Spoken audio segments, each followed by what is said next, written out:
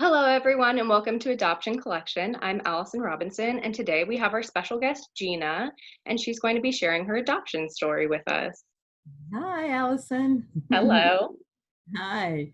Yeah, so I was in a foster home until I was almost five. It was about four and a half. So I think when you're younger, like you have some memory, right? Memory may start around what, three or four, just depending on your experience. I think sometimes with trauma, like you might remember more because it's jarring, right? So I remember I was in New Jersey. I remember I was the youngest of many, many like older people in that house. And I learned later that the family didn't, they had wanted to adopt me, but they were just older and just didn't think it was made sense for them. So yeah, so when I met my parents that adopted me, I I remember the meeting. I think the meeting is so interesting because I was talking. I was four and a half, so I remember going out. They took me out to eat, and we're sitting there and going back and forth. And I guess my foster parents must have said that I was going to meet like prospective parents or something like that, right? So I'm trying to be on really good behavior and whatever. And so we're eating and having a good time. And then after, they bring me back to my foster home. And I was like, wait, but I thought you said you were going to be my mommy. And my my mother was like, well, I mean, these things take time. And I was, and a kid doesn't understand that.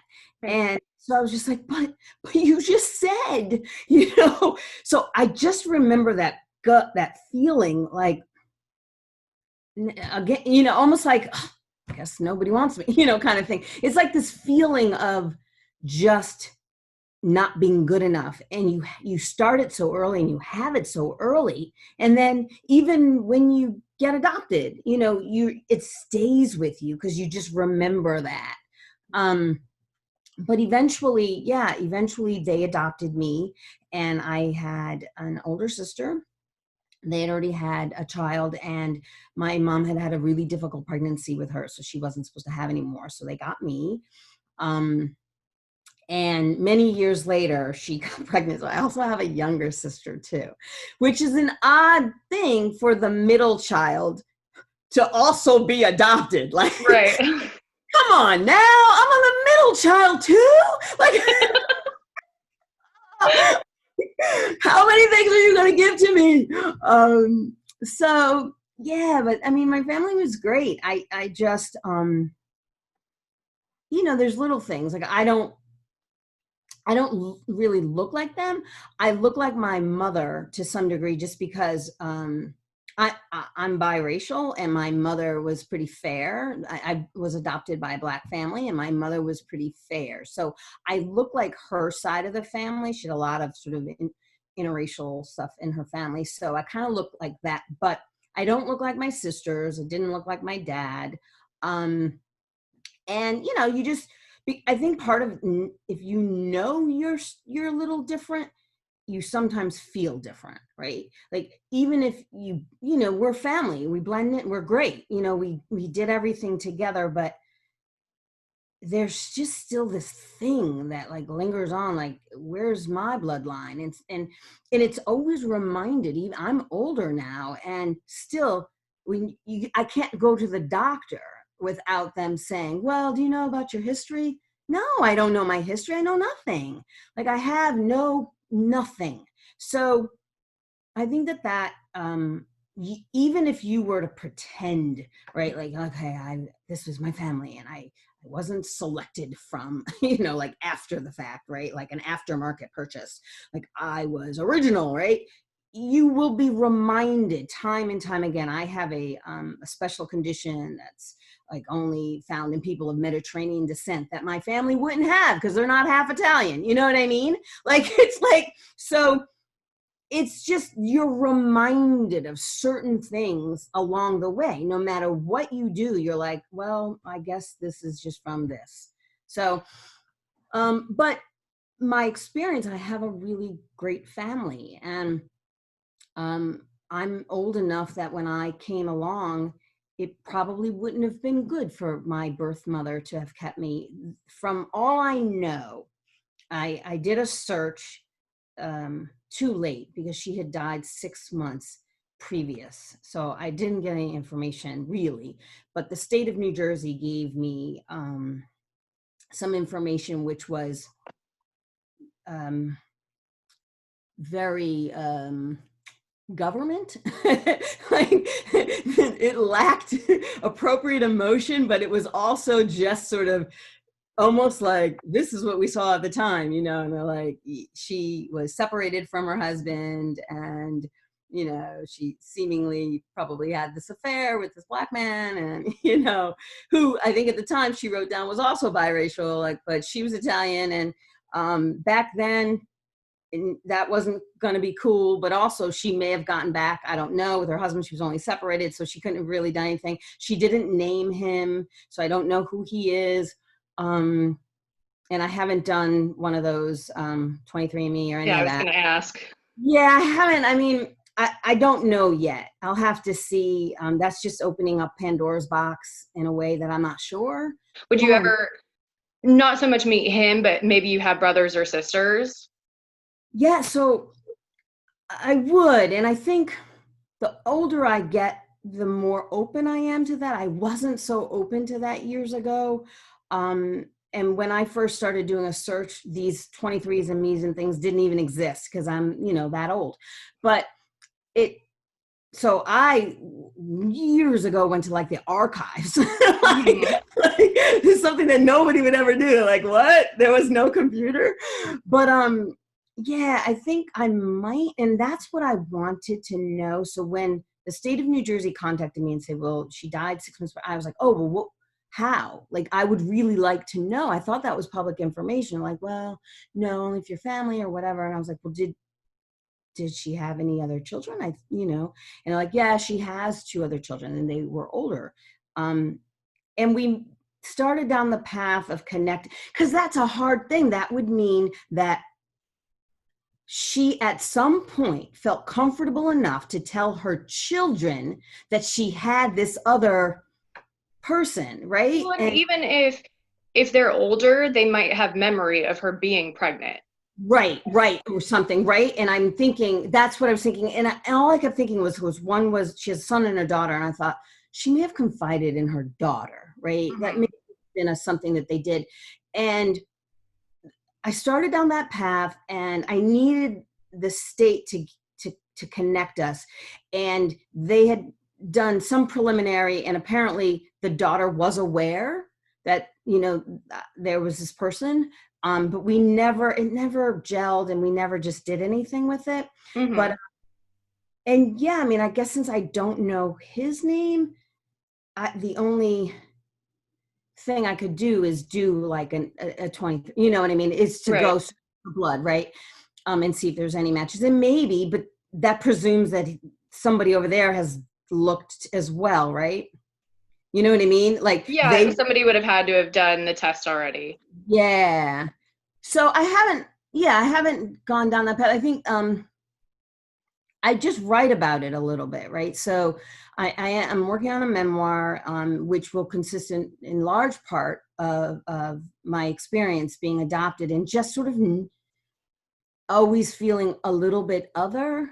And you always have this sense of, you know, and people always talk about sort of abandonment, right? You just sort of feel like you're all by yourself, you know, you're on this island, and there are many other people who share a similar story, you Hmm. know, so you're not really alone, but you are alone in your story, and it is can be difficult to find the connection sometimes. So Did you ever yeah. feel like you coming into this new family and you having an older sister, when you when your mom got pregnant, did you did you start to resent that a little bit, or how I don't I don't want to make it sound bad, but how did you go about that? I mean, how old were you when you had your new sister? Well, so two things. So when I was adopted, my older sister was really willing to share everything with me, but I didn't want to share anything because I'd never had anything of my own. Hmm. I was not, I was like, this is mine. And my mom was always like, well, you have to share that. And I was like, no, this is mine. And so I got used to kind of being the younger one. And I had just learned to start sharing, right, with my older sister. But a lot of the things that she didn't want anymore. So I didn't really have to share them. You know, she could just give them to me. I was 7.5 when my younger sister was born. And, you know, we tried to sort of be big sister or whatever, but such a big gap there that I was mostly just big sister. But yeah, there's a part where you're like, well, gosh, like I, I'm not even the baby anymore. You know, I think in Hmm. my case, it was more, well, I lost my special. Right, you lost a little bit of your identity. At least I was the special one. And I was like, and you adopted me because you couldn't have any. Right? And Right. then, right. And so, yeah, I mean, I think it's always a range of emotions. My memoir is called No Emergency Contact. And it is, you know, much of it, right, starts from um, when I was little. It definitely starts from being in the foster home, all my memories and being adopted and all the different things that happen, detail by detail. But the theme and the thread of no emergency contact has been such a part of my life that it's it's not even really a play on words at all. It is like I'm always at a point in my life where I'm like, now who do I put down? Like that's just exactly how I feel. I mean, I've been married, divorced. You know, I have children, but I've been, you know, in and out of sort of relationships and whatnot. And yeah, it's always like, now who wants me? You know, and it just stays with you. And I think if I were to think back, I know why. I know my beginnings. You know, you can't create something that doesn't exist. There's always a void there. I Right. will never know because, well, in my case, my birth mother is dead. So like I cannot, even if I were to find a way to put some puzzle pieces together through other people, I don't know her. Hmm. So, you know, I guess I just try to, you know, live my life and everybody's like, oh, but you have a great family. I do have a great family. And I've been afforded a lot of different things, and probably would not have been the case had I stayed in my, you know, with my birth mother, or obviously worse, been just always in a foster home, right? The things that you don't always have these advantages. So I'm not grateful. I am, but there's a hole that it never gets filled. Like it's just emptiness. All of the things that you had to go through while you were pregnant, did you ever try and resonate with what your birth mother went through, or was it just completely separate? You know, I was an older mom. I had children late. I had one at 37, one at 40. And so I almost didn't have them, right? So it was my second marriage. And I thought, well, okay, I would have been fine. I was not somebody who had to have children, right? I wanted them, but it wasn't like, oh my gosh, I have to have these things. And if I couldn't have had it myself, I always knew their adoption was there. But there was a part of me that wanted, you know, a bloodline, you know, to some degree, but I wasn't obsessed with it. I know that there are many people who, you know, they need that to feel complete. And I wasn't super obsessed with it, and I was very sick with both my pregnancies because I had them late. I had preeclampsia, and they're okay now, right? But they were NICU babies, and it wasn't. So I almost didn't really have time to think about like some of these other things because I was just trying to stay alive, especially with the second one. So little, not as much, but yeah, I don't know. It is a little bit separate. Like I think I look at them and I'm so happy that they know me and their dad, and they can still reach out, and and if there's questions they can ask. When you held your first child, did you feel like I finally have something that's mine, or was there still kind of that disconnect? I I didn't feel that, and I think that some people do feel that. I recognize that. I didn't. And in fact, I'll be honest, I think because I was so ill, I my husband at the time, like he spent so much time with the girls. They were both NICU babies, and the first one was, not as bad. But the second one was in the hospital for a month, and she was 2 pounds. And so I was just like trying to like live, and I had no energy. I felt like, what am I doing? I'm barely a mother. Like I can't even function. So I think I was so focused on my health that he, he took on that sort of helicopter mom typically role, right? And he's still pretty close to them, but I think it wasn't one of those. It's always been separate for me. Like it's never nothing re- takes the place of this other thing. It Mm-hmm. just is a very different feeling. I It's think that's important for people to know is, you know, there is always that piece missing because I know I've spoken to other girls that were younger and 15, 16, and they just wanted a baby to fill that hole. And so it's interesting for your perspective being an older mother to say, there's always going to be that piece, not saying you shouldn't have a child, but knowing that this is a lasting effect. It's something that's always going to stay with you. And it's not, I was adopted, now everything, is a fairy tale. I think for me, it I didn't use my children in any way to fill the void, but I wouldn't say that I didn't seek to fill the void in other ways. I probably, if I were to sort of take a look back at some relationships, there was always, an attempt to maybe this love will work out, or maybe, this there.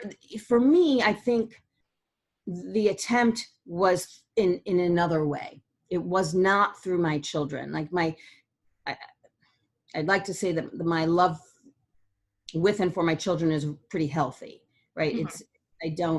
They're not placeholders for anything. They're their own individuals, and I want them to be that way. I I can think, appreciate that. yeah, yeah. I Right. think I was looking for an elsewhere. So then for your occupation, do you think that being adopted played anything into that?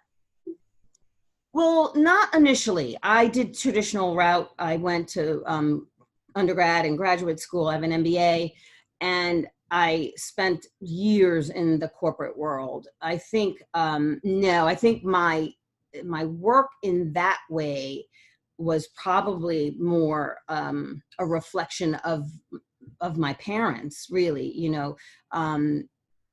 education was a big deal for us, and so I think for the first half of my life did I focused on that for them, for me too, right? But for them really, because that's what they want to do. And then in the last year and a half or so, I've really been 100% committed to my creative world. So I write and perform, and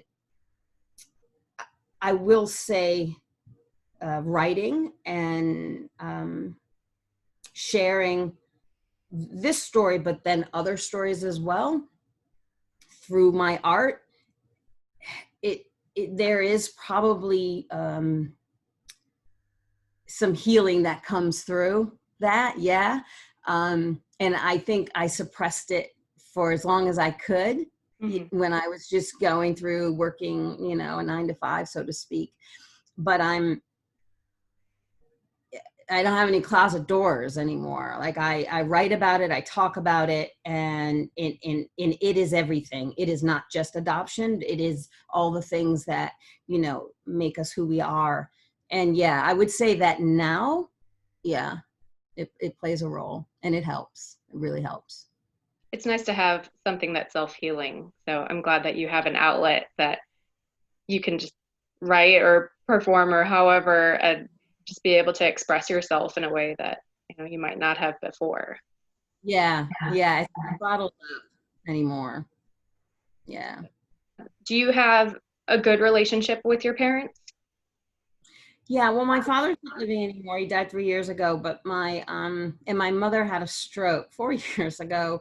Um, so I there's been challenge, we've had to change sort of some things, the way that we live a little bit in the caregiving role, I guess. Now, I'm part of that sandwich generation where you have to take care of this generation and the younger generation. But because she was debilitated, now she's in a facility. But yeah, I was really close to both of them, and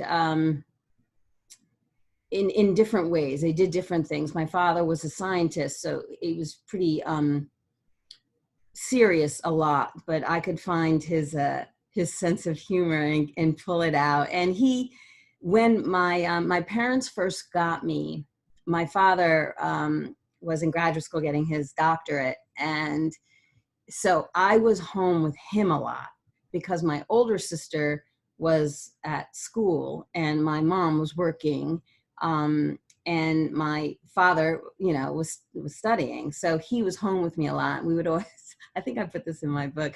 Um, he always made me like a boiled egg, and he didn't talk that much. My father was one of these people that, like, if he said something, you're like, huh?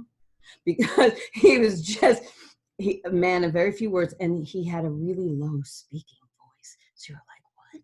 And so, but so we would sit at the table and we would just quietly eat our boiled eggs. And like, my mom is very, she's a big personality, and my older sister does too.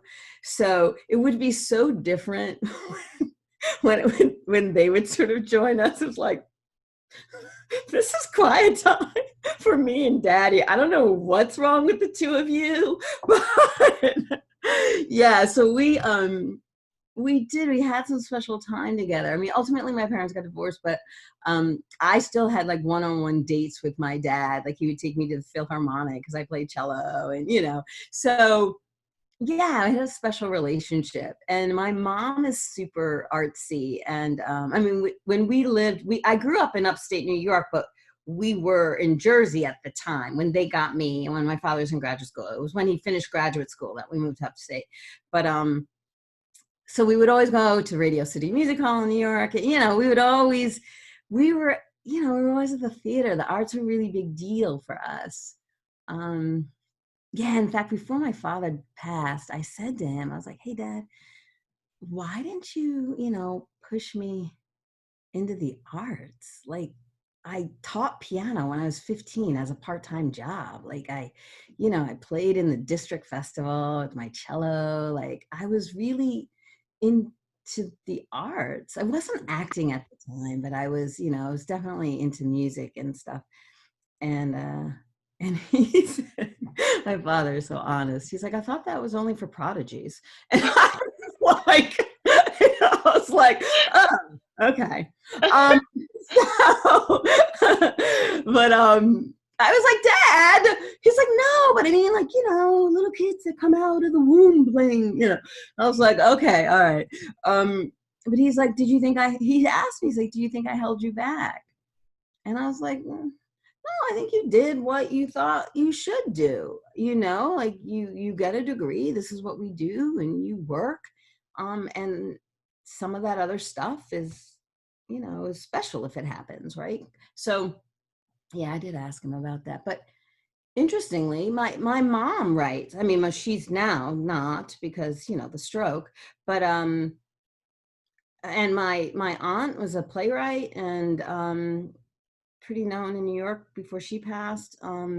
So like the family that I grew up in, it had it's not through genes, obviously, Yeah. but just in this other way, in this sort of, nurture way, right? I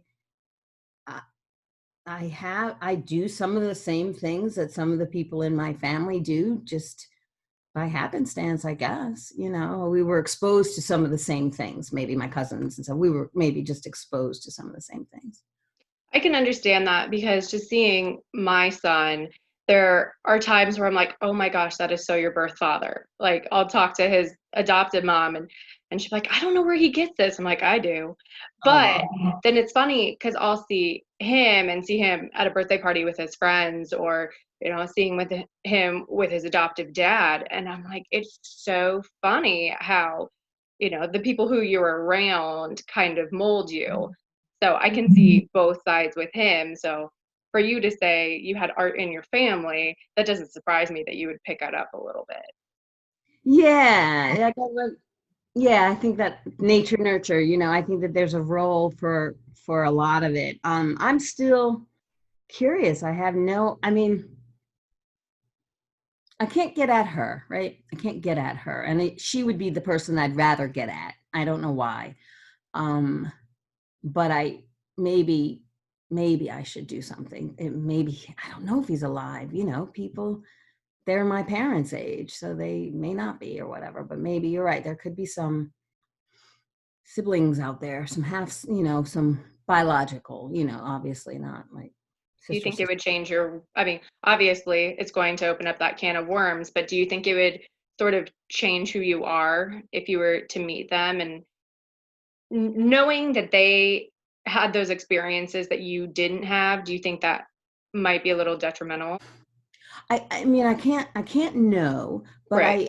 I'm pretty well grounded, and I think knowing what I know about my birth mother on that side, no, but also they are older than me, so and and they're fully white. You know what I mean? That's a very different life um, than my life. And at the time, it things were a little bit more, not fully segregated, but kind of like people lived in their areas, right? They sometimes do now. So, and my family was pretty well situated. So, and she, based on the write-up that I got, wasn't that well situated, maybe. So, from her side, no, I just, it would just have been so different, right? I don't know anything about him. Hmm. So who knows? I don't even know if he knew of me, Right. right? So she did not name him. Um, the other thing is that I had a different name. Oh, interesting. Isn't that weird? Right? So I was like Anna Marie. And like, I mean, was like that's just different. And like Gina was like a nickname. And Hmm. so my family kept Gina. So I only have a birth certificate. I've seen Anna Marie on something, but not on the birth certificate. I only have a birth certificate with my name on it, right? Because that's back then anyway. That's what they did when you were adopted. You got this whole new birth certificate. I I don't know what happened before.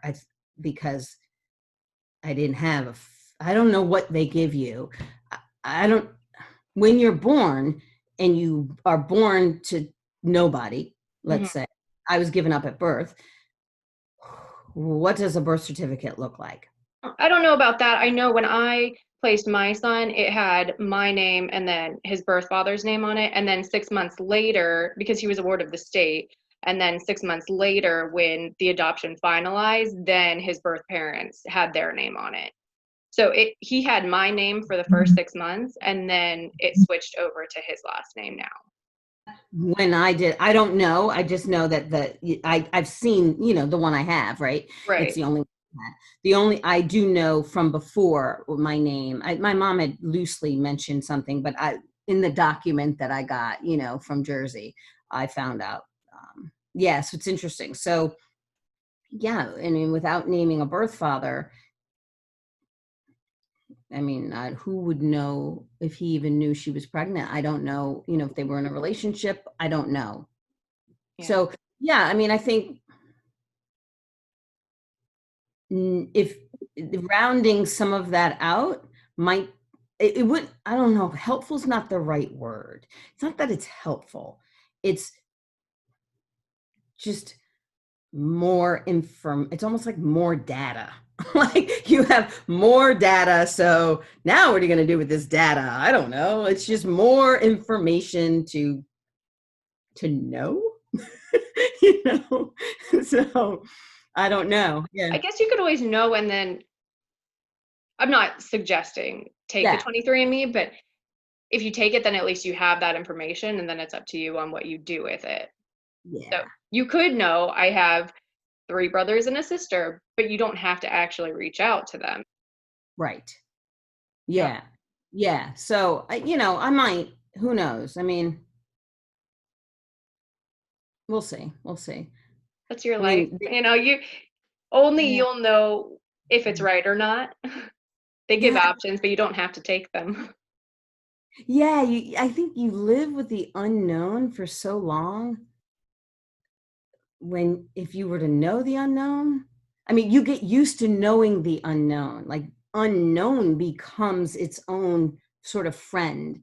And if were that to change, you're like, well, who's this new friend? I don't even know you. You're a known entity. I only know unknown, you know? Yeah, it's a thing. It's a thing. Never leaves you. How, I guess I'm curious. It sounds like you see your son, I do. Yeah, I have an open adoption with him. and it was always open. It was. Feel free to ask any questions. Yeah, I think that didn't exist in my day. So Mhm. that was, and we moved anyway, like wouldn't have even, it didn't exist. It wasn't even on the table, I don't think. I think back then you either gave your child up or you didn't, right? Yeah, Right. so um yeah, I don't but he didn't live with you from No, even up at birth. I had known since I was, I think, about 7 weeks pregnant. I was like, adoption is the only option for me because I had actually had a daughter. I was 19 when I had her, and then I got pregnant with him shortly after. So I was 20 when I had him, and just the state of where I was at, I couldn't financially support two children, and I didn't want to put both of them in jeopardy of having a bad life. I didn't want to live in poverty, Yeah, but I also wasn't one for abortion. yeah. And so I found his parents when I was probably 2 months pregnant. And that was the biggest thing for me is I wanted to have an open adoption. I know most people aren't a fan of it, but for me, I knew the love that I had for my daughter previously, and I didn't want to just give this child away and not know anything about him. So I see him about 2 to 3 times a year. Um, and Are nearby, are you nearby? No. that was something that I chose. So he lives about an hour and a half away. I wanted someone that I was able to see if I just drove and, okay, it's a drive, but I didn't want someone that I could run into at the store. Okay.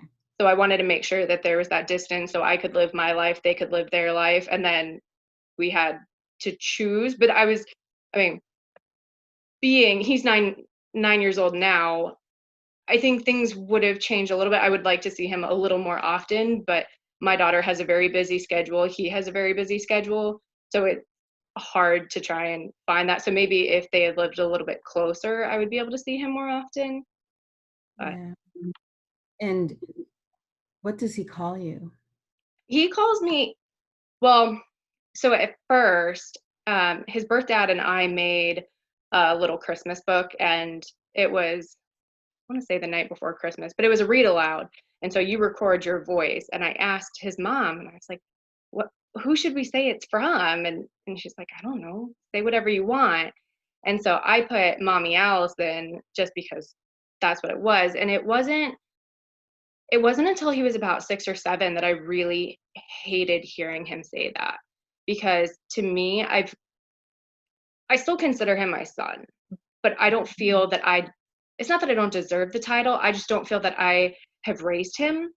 So to me, I kind of feel like the aunt that comes over for Christmas and his birthday, gives him a gift and leaves. And I still talk to him on the phone, but it's not the relationship that he has with his mom. And she has done so much for him that for me, I'm just like, I don't feel that I deserve that role. So I've since asked him to just call me Allison. And, sometimes he'll say, "Hi, Mommy Allison." But I think that's just out of habit rather than, you know, deliberately trying to. I don't think that it's in a malicious intent. I think that's just what he's been told for so long. And does he have a relationship with your daughter? He does, actually. It's really cute because my daughter does theater as well. And so every play he can, he'll come and see her, and he sits in the front row, and "That's my sister." And we try it.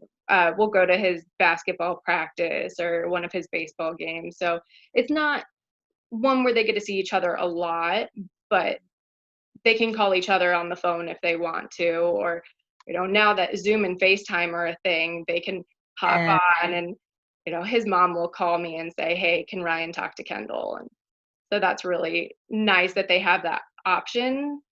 yeah, yeah. That's interesting. It's just such a. I can't speak on that at all because it's obviously it's not my experience and it on either way it's not my experience. So I don't know how that would, but I've seen and heard that it can be good, right? I mean, obviously there can be some challenges, right? But particularly if the birth mother really wants more of a role, I guess. But yeah, like I mean, I think family takes on different looks. Hmm. So um I don't think there's one way to be a family. Hmm. So yeah, so I'm okay with all kinds of iterations. I think for me, the only thing that I wish I didn't have was like that hole. Hmm. Like it's just there's literally nothing that can fill it. And because there's not even a memory to fill it. Like my father has passed, but I have a memory of my father to fill that when I'm sad, right? There's no memory of that hole, those 4.5 years. Well, it's not even 4.5 years, it's forever. It's forever, a forever hole. Yeah, 4.5 years I was in a foster home. Fortunately, I wasn't in a bad foster home, but you know, things, it's still a foster home. Well, and it's still traumatic for Yeah. someone, especially as young as you were, because this is all you know for so long, and then to be taken out of that, there's no way to mentally prepare.